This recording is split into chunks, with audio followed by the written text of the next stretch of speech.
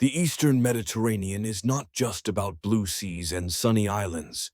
It is a battlefield, silent yet brutal. A hidden war is unfolding, fought not with tanks or planes, but with cables, maps, and legal documents. At the heart of this struggle lies one single project, a high-voltage electrical interconnection meant to bind Greece and Cyprus into one energy lifeline. On paper, it looks like an engineering project. In reality, it is a weapon, a shield, and a test of national survival. Tonight, we expose why a single cable could determine the future of Greece, Cyprus, and the balance of power in the Eastern Mediterranean. This is no ordinary infrastructure. Every meter of that line is a statement. Greece and Cyprus are one strategic body. It is a rejection of isolation, a denial of division, and a practical proof that the islands are not expendable rocks, but sovereign territory with sovereign rights. Yet despite agreements, promises, and celebratory announcements, the project has stalled, deadlines pushed back, excuses multiplied. And in the silence of delay, suspicion grows. Why?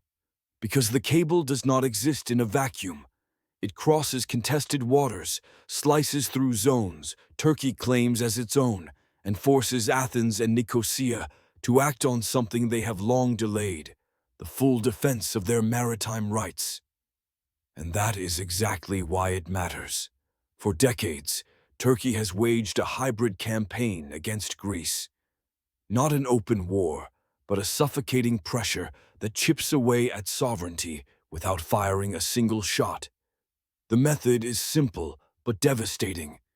Deny that islands generate rights to sea zones. Threaten every attempt to extend territorial waters. Challenge the legal existence of the Greek Aegean Islands as independent entities. By doing this, Turkey erodes Greece's rights without ever crossing the threshold of conventional war. Each time Greece hesitates, Turkey's narrative solidifies. Each delay is another nail in the coffin of sovereignty. The cable has become part of this battlefield. To lay it, Greece and Cyprus must act as if their exclusive economic zones are real and enforceable. But Turkey insists those zones don't exist, so the cable is more than wires and pylons. It is a front line. The Eastern Mediterranean is more than water. It is the future of energy politics. Beneath the seabed, gas fields worth billions. On the surface, pipelines, LNG terminals, and now electrical interconnections.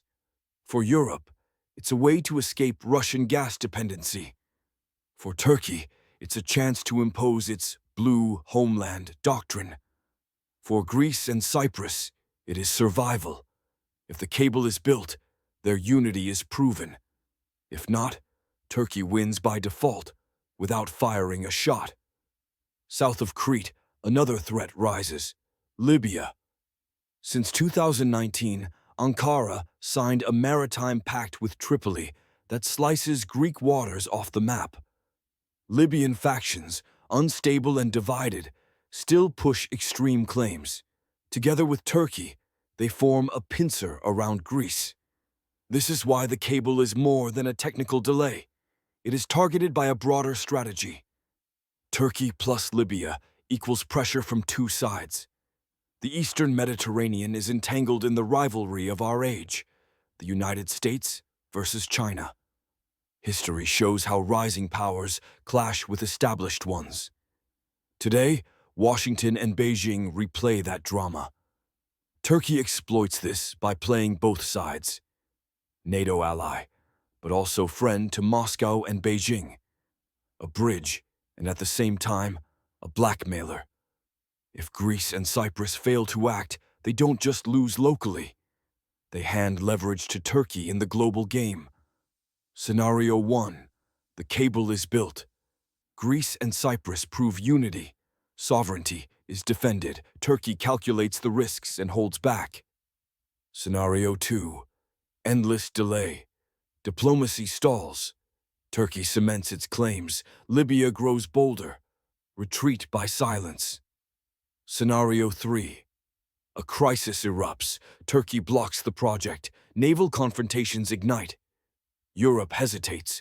A dangerous standoff begins. Each day of hesitation makes scenarios 2 or 3 more likely. The Eastern Mediterranean is not waiting.